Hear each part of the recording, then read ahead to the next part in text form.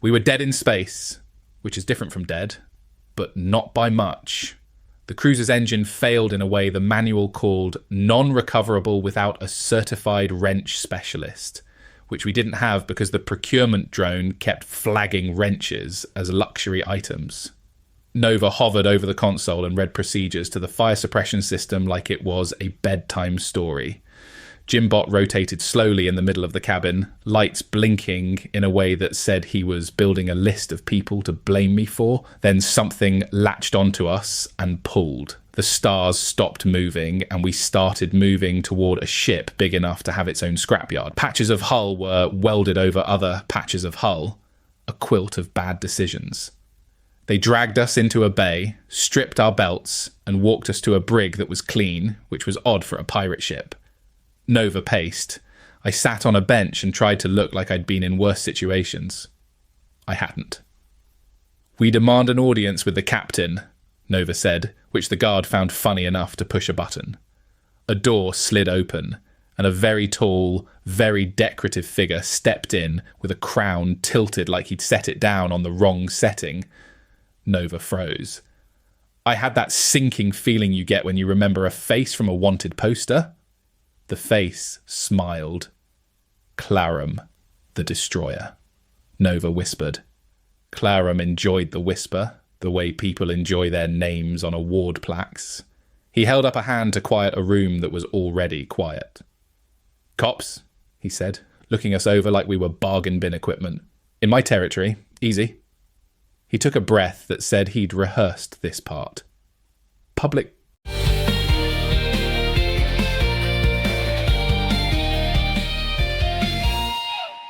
"Execution," he finished, pleased with himself. "On Karaoke-based. My home. The crowd loves a classic." Nova inhaled like he planned to swallow a rulebook. "According to subsection 7.2... Wait, is this illegal?" "It's pirates," I said. "Everything is illegal. That's the business model." Klarom smiled with all the warmth of an invoice. "You'll get your rights. The right to be escorted, the right to be displayed, the right to contribute to the economy via concessions." He turned to the guards. "Make sure the little orb comes. I want a translation and a countdown clock." "I am not a countdown clock," J.I.M-BOT said. "But if you require a list of your personal flaws in descending order, I can oblige." Klarom pretended not to hear and left with the kind of cape situation that explained the crown tilt. The door shut. The guards secured mag cuffs and elbowed us toward a corridor that smelled like old metal and new paint. Nova shuffled as we walked. "This is fine. This is protocol. This is very not fine." "It'll be fine," I said. "That sounds like future Zarg's problem." Two guards hustled us down a ramp toward a shuttle with Karaoke-based or bust stenciled in peeling letters. The taller one's shoulder patch showed a skull holding a wrench, which meant maintenance crew, never the most loyal. "You guys really do public executions?" I asked. The tall one grunted. "It's a whole thing. Vendors, banners, kids with foam halberds, boosts morale." "Great for the community," I said. "You know what's not great? Cross-jurisdictional execution of registered officers. That triggers an ISC lien. You like having your ship's transponder locked to humanitarian mode?" The shorter guard frowned. "Humanitarian mode." "Fines only," J.I.M-BOT supplied. "No piracy. You can only deliver blankets and unflavoured protein paste." The tall one snorted. "Klarom pays the fines." "Sure," I said, "until someone attaches interest to the interest. Then you end up selling your son on Craigslist." The shorter guard looked worried. The taller one elbowed him. "Stop listening to them." On the shuttle, Nova leaned toward me as much as the cuffs allowed. "We need time. The manual says final statements are mandatory and may not be interrupted under penalty of mistrial." "This isn't a trial," I said. "It doesn't say trial," Nova said. "It says proceeding. A public execution is a proceeding. Page 312, footnote 8. Fine, you stall." I nodded at J.I.M-BOT. "Your evidence?" "I refuse to be evidence," J.I.M-BOT said. "I prefer exhibit."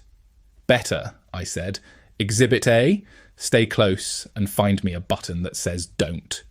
Karaoke-based looked like a planet someone built out of leftovers and then charged admission.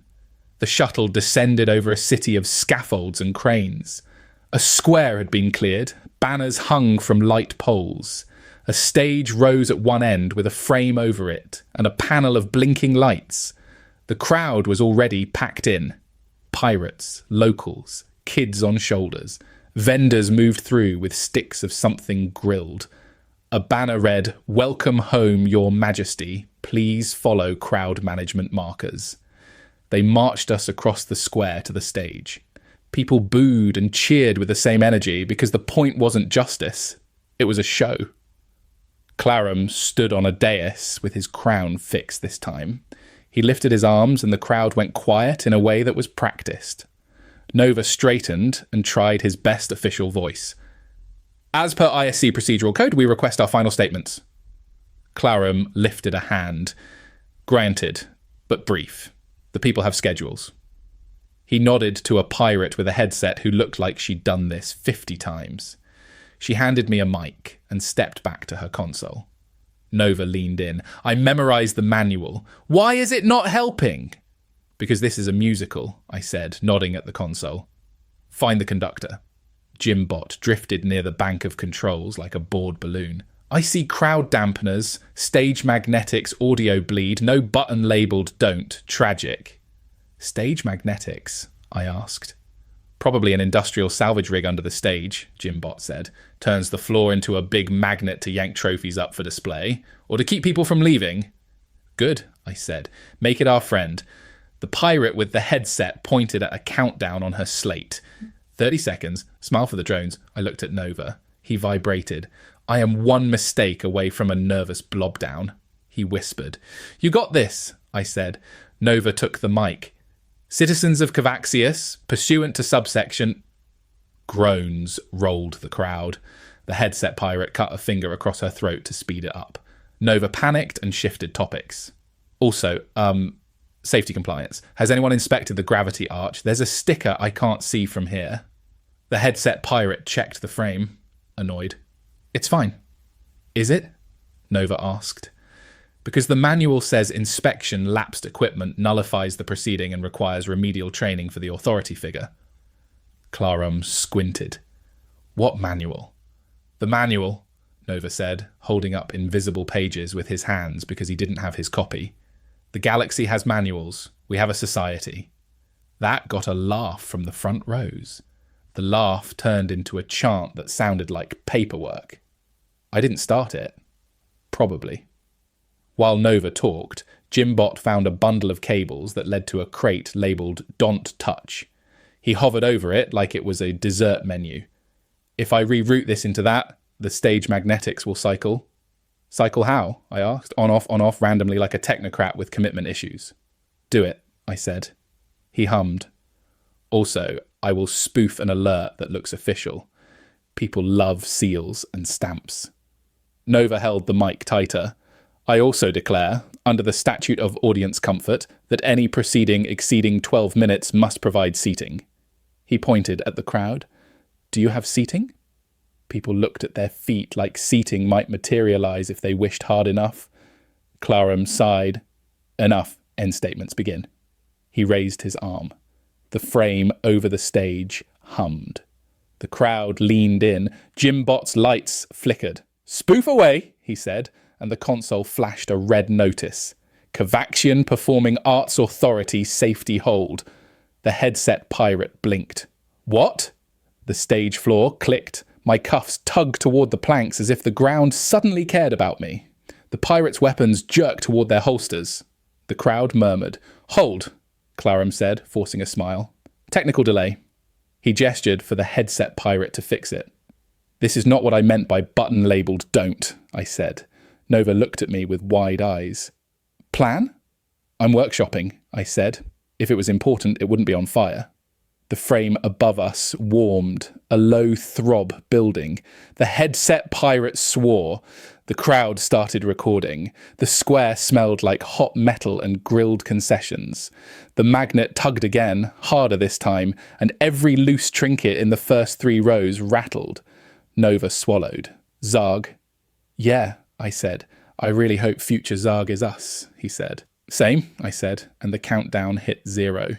The frame spat a bar of white light that stopped inches from our necks because the magnet surged and pulled the rig down to kiss the stage. The crowd gasped. The headset pirate slammed her console.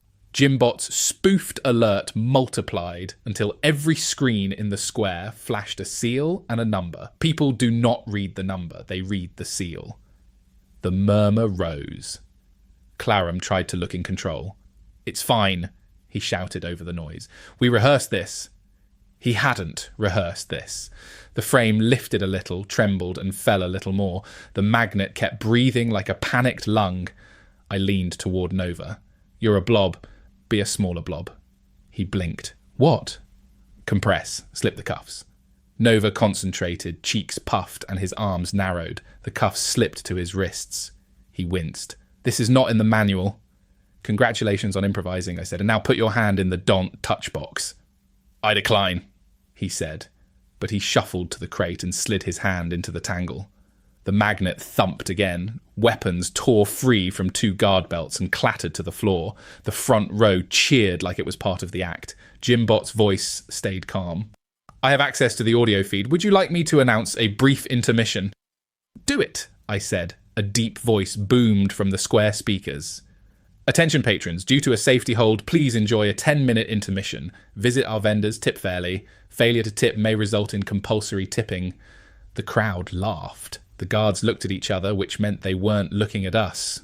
I slipped my cuff chain under the frame, hooked it, and gave it a pull, locking metal to metal. "If this thing drops, it takes the chain, not my head," I said. Nova wiggled and popped one hand completely free, then the other. "I did it," he said, shocked at himself. "According to subsection, I made it up as I went. I did it." "Great," I said. "Unhook me." He pried at the chain. Klarom noticed the movement and jabbed a finger. "Stop them." The two closest guards tried. The magnet yanked their boot clips into the stage. One fell flat, swore, and tried to look dignified while sliding on his stomach. The other lunged and found his rifle suddenly a floor decoration. J.I.M-BOT changed the screen again. The seal became a gold crown with a serious motto underneath. Kavaxian Performing Arts Authority Section Challenge Clause. "I found a blog about local spectacle law," he said. "Apparently any condemned party may challenge the spectacle on artistic grounds." Klarom's face did an expression I wished I could print on a mug. "No." "Yes," J.I.M-BOT said, and triggered the square script that scrolled in large, friendly letters. "Challenge accepted," the crowd roared. They loved a rule used against a ruler. Nova yanked the chain free, and I shook life back into my shoulders. "We challenge," I said into the mic because I had it, and why not, "on composition. This lacks theme." "That's not how composition works," the headset pirate said, but she'd lost the room. Klarom stepped off his dais onto the stage to reclaim it by presence. His crown sat straight, every angle sharp. "Fine," he said, smiling the way people smile before expensive lawsuits. "So propose your revision." "Fewer decapitations," and I said, "and more exits." He did not laugh. Denied. He snapped his fingers. "Kill them." The stage magnet surged again, then failed so suddenly the frame bounced. The timing wasn't mine, it was whatever engineering got us here, which was always my favourite partner. The frame dropped like a heavy door. I pulled Nova and we stumbled off the spot where our necks had been. The frame smashed into the planks and stuck there. The crowd loved it. They thought it was part of the show. They chanted something like encore. "Route," I said to J.I.M-BOT. "Back of the stage," he said. "Service corridor, 2 turns, maintenance hoist, hangar." We ran. Guards pulled at boots and belts and weapons and each other. The headset pirate shouted orders that nobody heard. Klarom roared like a man losing a temper he rented for the day. We shoved through a curtain into a narrow hall full of cables and posters. Nova grabbed a poster off the wall and folded it over his chest like armour. It pictured Klarom smiling with a charity mascot. "You plan to stop bullets with a calendar," I said as we jogged. "It's laminated," Nova said. We hit a door and slammed into a warehouse of crates and scaffolds. J.I.M-BOT zipped ahead and flashed a light at a ladder. "Up!" We climbed. My legs reminded me I was not built for ladders. At the top, a catwalk led to a hatch. Nova pulled it open and we stepped into sunlight and wind. The maintenance hoist hung from a rail like a box with ideas above its capacity. "Hangar's 200 metres, J.I.M-BOT said. "This will be wobbly." "I don't remember doing it," I said, looking at the hoist. "But I probably did." We piled in. Nova grabbed a lever. I memorised the manual. "Why is it not helping?" "Because the manual doesn't cover fleeing a king," I said. "Push the green thing." He pushed the green thing. The hoist lurched and slid along the rail with a squeal that echoed across the square. People looked up. Klarom looked up. He pointed. Pirates ran along a parallel catwalk shooting. Bolts sparked around us. "J.I.M-BOT," I said. "I have 14 ways to solve this," he said. "You chose none." "Pick one," I said. "Fine. Way 7. He pinged a signal, and every maintenance drone on the rail system woke and began rolling toward the sound. Little yellow carts poured onto the line behind us like a convoy of helpful turtles. They smashed into the pirates with the gentle persistence of bureaucracy. The pirates stumbled. We kept moving. The hoist reached the hangar platform and jerked to a stop. We threw ourselves onto the deck and ran between parked shuttles and racks of parts. An old garbage lighter sat at the end with a door open like it had been waiting for us. "Please don't pick the smelliest option," Nova said. "It's already open," I said. "That's consent." We jumped in. I dropped into the seat and hit the ignition. The console coughed, then lit. "See? She wants to live." "I want to file a complaint against that sentence," J.I.M-BOT said, settling into a dock and plugging himself into the nav. The hangar doors began to open, slow and heavy. Pirates spilled in behind us. Klarom strode through them like a knife. He pointed, and the pirates raised rifles. "Now would be a good time," Nova said, voice high enough to set off glassware. I slammed the throttle. The lighter groaned, lifted, and drifted forward like a refrigerator on a breeze. Shots pinged off the hull. We slid through the gap and out into open sky. Cavaxius fell away under us, all scaffolds and inconsistent architecture. "Orbit?" I asked. J.I.M-BOT made a face with his lights. "Marginal, but I can fake a transponder as a medical delivery. If anyone asks, we have blankets." "Do that," I said. A pair of pirate fighters peeled off from the ship above and arrowed toward us. Nova pressed himself into the seat. "We're going to die. This is fine. This is protocol. This is very not fine." "Relax," I said. "Paperwork's for planets that still exist." That sentence did not help. Nova said. "J.I.M-BOT," I said. "Distraction." He pulsed the comm. "Attention pilots, free salvage just off your port. Limited time. First come, first serve." "Where?" I asked. "Everywhere," he said, and activated the lighter's dump systems. The cargo bay blew its locks, and a river of scrap spewed out behind us. Grates, panels, twisted struts. The fighters plunged into a cloud of junk at high speed and scattered to avoid eating their own industry. One clipped a beam and spun. The other arced wide to flank, then hit a cluster of maintenance drones that had followed our transponder like toddlers after an ice cream truck. We climbed. The junk field we created fell away into the atmosphere, sparkling with a beauty I didn't trust. The pirate ship above turned its nose, too slow to pivot for a single garbage can with dreams. We punched through the thin top of the sky into the black. J.I.M-BOT chimed. "Multiple signals behind us, none fast enough to catch up. Congratulations on not dying in a way that will haunt my diagnostics." Nova sagged. "We did it." He blinked tears into his own face and rubbed them away with his shoulder. "I'm not crying. It's recycled humidity." I looked at the stars and the big patched ship shrinking in the rear view. "Future Zargos passed Nova a drink." A delivery drone whistled past our nose and clipped the viewport with a cheery note. A panel on the console popped open and a thin envelope slid out. I opened it. Inside was a memo on ISC letterhead. "Please refrain from being publicly executed in uniform. This reflects poorly on our brand.